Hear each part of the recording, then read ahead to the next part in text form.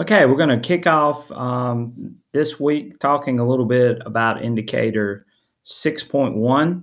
And what 6.1 was it basically is mainly about the 1920s and changes that are going to go on during that period.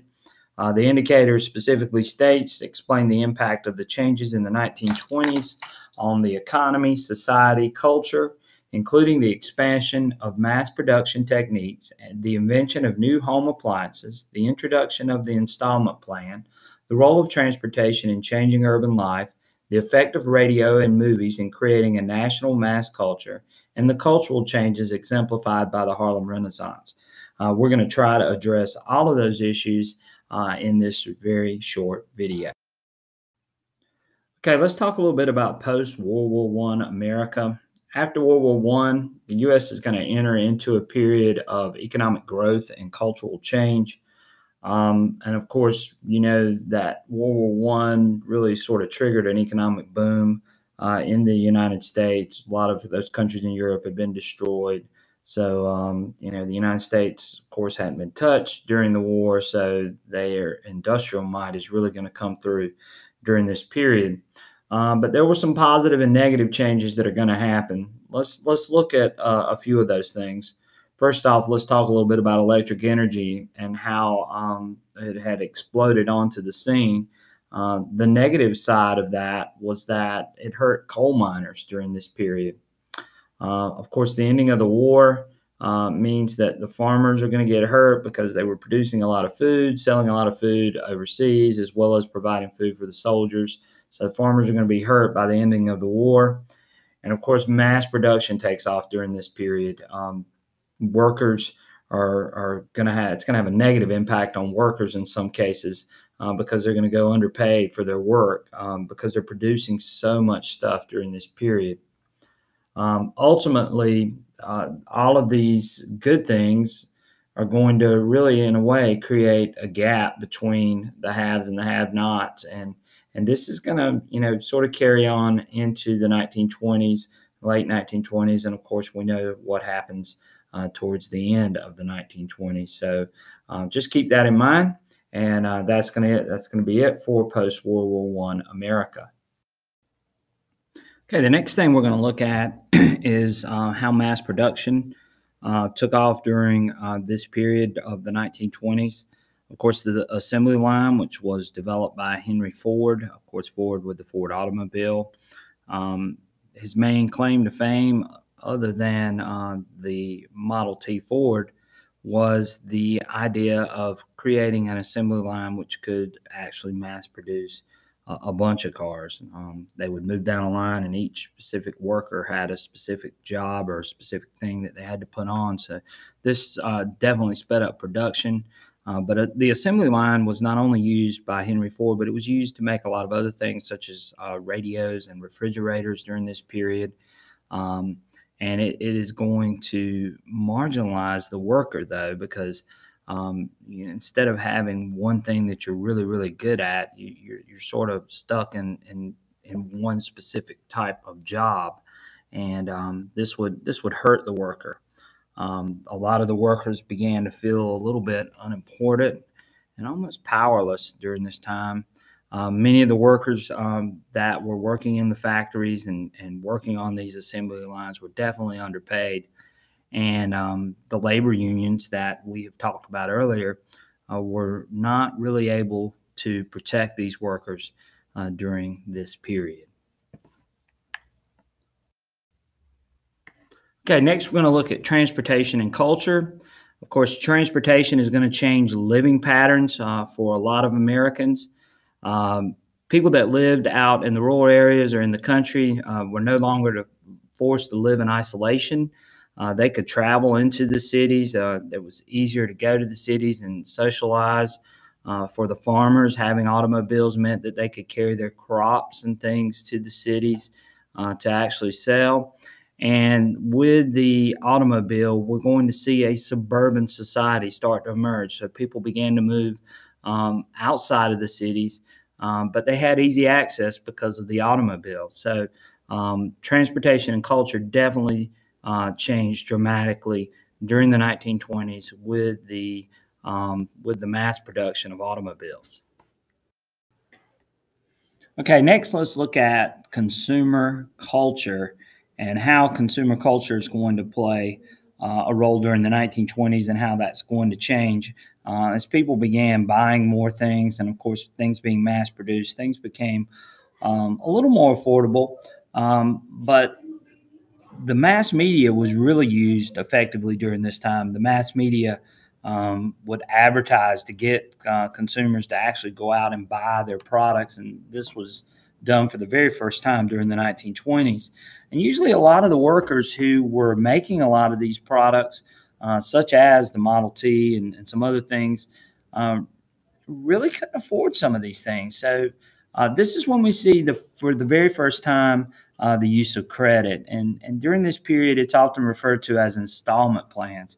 These installment plans led to a buy now and pay later type of attitude.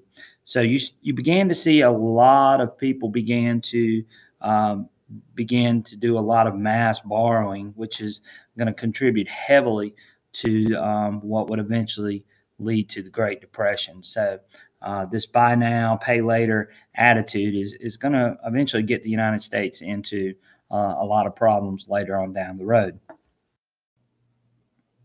Okay, next let's look at the role of women during this period and how things changed for them. New appliances began to emerge. These were often referred to as labor savers. Things like washing machines, electric irons, and the vacuum cleaner were all items that came out during this period. A lot of the working class women couldn't afford these things, but the middle class women could, and they used them to do their housework, and they didn't have to hire anybody. Most women during this period maintained traditional mother and wife roles. Um, so it was the typical mom stayed at home, cleaned house, and that kind of stuff during this period. But we also saw some other changes too, coming in the form of what they referred to as the flappers. In the 20s, we saw these flappers. They were usually young women of this period. They were considered to be rebellious. They dressed a little bit differently. They had their hair cut a little bit differently. And it was just a breaking away from what the traditional look was for a woman during this period. One invention that is going to literally and figuratively take off during the early 1900s is going to be the airplane. Of course, invented by the Wright brothers, the airplane was mainly used for military and for carrying mail during the early 1900s. It was in 1927 when Charles Lindbergh actually had the first transatlantic flight. He was the first guy to actually fly an airplane across the Atlantic. And of course, it wasn't until the late 1930s, 1940s before we started seeing some of the very first commercial flights where they carried passengers and so on. But the airplane did play a role during this period, just so not so much as far as public transportation. Okay, next we're going to look at the Great Migration. African Americans began to migrate to the north and to the west, beginning during this period, the early 1900s, 1920s. There were a couple of reasons why, and you talked about these things before. There were certain push and pull factors. The push factors for these African Americans to leave out of the South included things such as the Jim Crow laws, of course, discrimination, violence by groups such as the KKK and white nationalists, and also poverty were all push factors to drive African Americans to the North and to the Midwest. Some of the pull factors that were pulling African Americans into the North included things like more job opportunities. Of course, there were factories and places for African Americans to get jobs. So, job opportunities were a huge pull factor, as well as the cultural renaissance that was going on in the North. So, all of those things would have been pull factors to get African Americans to eventually leave from the Deep South. Once they arrived in these areas, they created neighborhoods and developed communities, places like Harlem and some of those places in New York that we know today. And we also saw the emergence of a black middle class that occurred during this time of this Great Migration. So, the Great Migration, of course, big part of the early 1900s and the 1920s. Okay, like we mentioned just a few seconds ago, we were talking about the new black middle class and how the African Americans that had migrated to the North formed this new middle class, and they supported a lot of the writers and musicians and artists of that period. This is often referred to as the Harlem Renaissance. A couple of people that are of note from this period, of course, Louis Armstrong, and then the writer Langston Hughes. Langston Hughes wrote about ties to African American culture and Black pride. He also questioned the reason why Black Americans were considered second class citizens. Of course, this period is also referred to too sometimes as being the Jazz Age.